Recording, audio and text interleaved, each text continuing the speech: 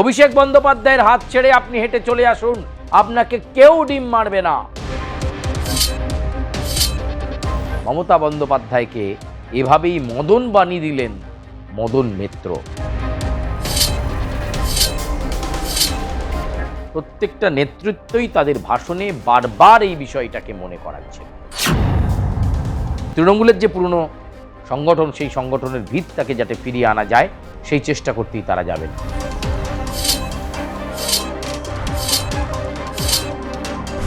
21শে জুলাই, সেই 21শে জুলাইকে সামনে রেখে তৃণমূল ছিল দুভাগে বিভক্ত।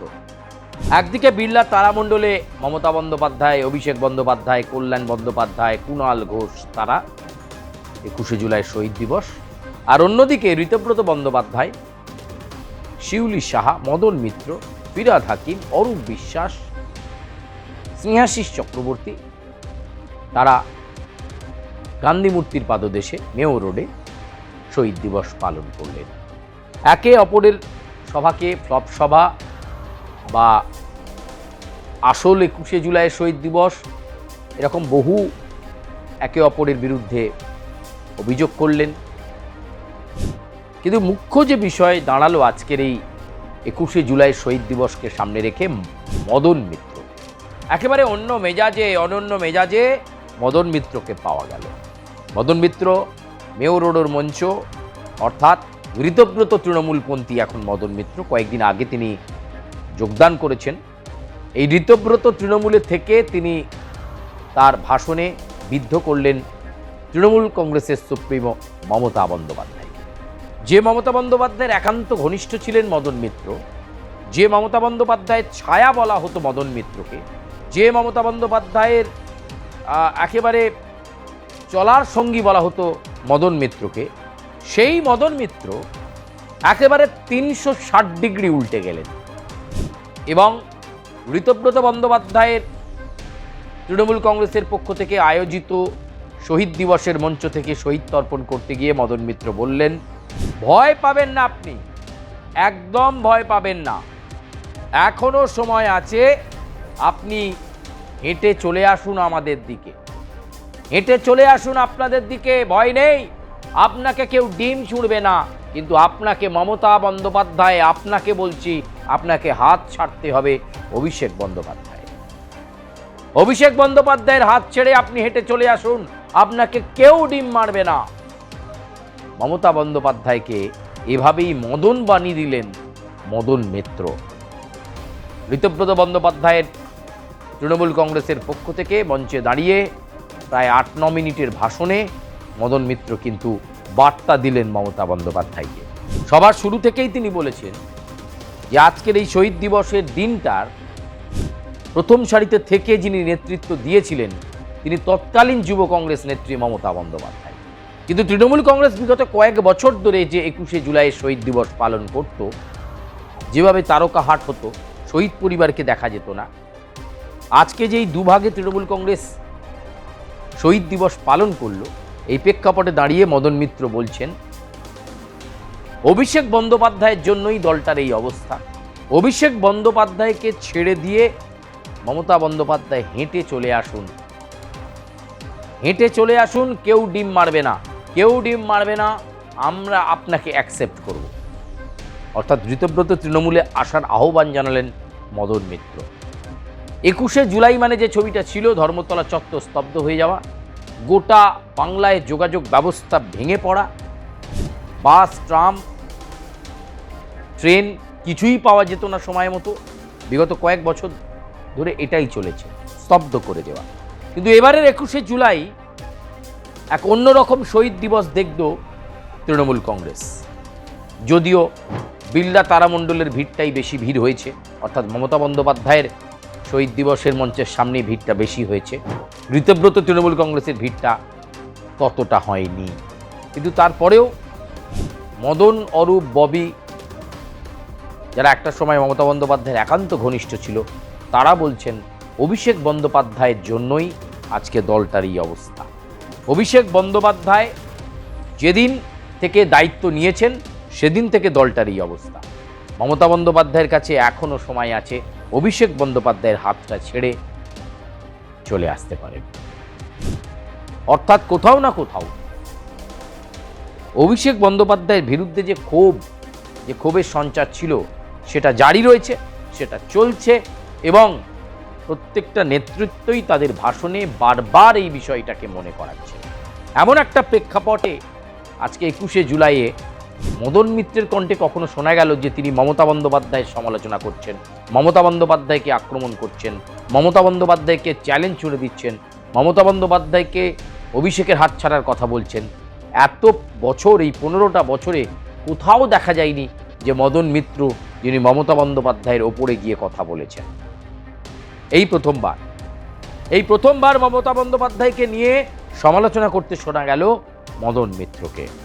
আজকের এই ব্যানারটার জন্য আমি সবার আগে যাকে কোটি কোটি সালাম জানাই তার নাম বাংলার প্রাক্তন মুখ্যমন্ত্রী মমতা বন্দ্যোপাধ্যায়। তার কারণ আপনি না থাকলে তৃণমূল কংগ্রেস এই চেহারা আজকে পেতে পারত না। যদি এখানে মমতা বন্দ্যোপাধ্যায় থাকতেন তাহলে এই যে শহীদদের পরিবারকে দেখছেন ওরা থাকতো পিছনে, আর সামনে চকচক করছে গাল, সানগ্লাস গুলো এরকম ভাবে খুলে ঘোরাতে ঘোরাতে আসছে বাংলা চলচ্চিত্রের সেলিব্রিটি ওপরে, শহীদ নিচে। শুনে রেখে দিন মমতা বন্দ্যোপাধ্যায়, আমার এই গলার আওয়াজ যদি আপনার কাছে পৌঁছয়, আপনাকে সেলিব্রিটি বাংলার মুখ্যমন্ত্রী অভিষেক বানায়নি। আপনাকে বাংলার মুখ্যমন্ত্রী কোন সেলিব্রিটি বানায়নি। যারা বানিয়েছে এই হাজার হাজার লাখ লাখ তৃণমূল যুব কংগ্রেসের কর্মীরা আপনাকে বাংলা সেলিব্রিটি বানিয়েছেন। আপনার লজ্জা করলো না? কত কষ্ট করে রোজগার করে লিপস অ্যান্ড বাউন্সের নামে, আর সমস্ত টাকাটা দিয়ে প্লেন আর হেলিকপ্টার কিনে সেই দিয়ে গোটা পার্টিটার খরচ চালায়। সেলাম অভিষেক, আমি তোমায় সেলাম জানাই। কিন্তু যেদিন খবরের কাগজে দেখলাম অরূপ বিশ্বাস গিয়ে তালা চাবিটা মেরে দিয়েছে, সেদিন জানতে পারলাম ওই টাকাটা অভিষেকের পিতৃদেবের ছিল না, ওটা তৃণমূল কংগ্রেসের টাকা ছিল। যে তৃণমূল কংগ্রেসের কর্মীরা রাস্তায় হেঁটে পায়ে হেঁটে মিছিল করে, লজ্জা লাগে না?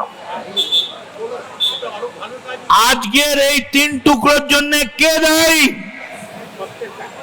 যদি হিম্মত থাকে মমতা বন্দ্যোপাধ্যায়, আপনি হেঁটে আসুন, একটা ডিমও পড়বে না।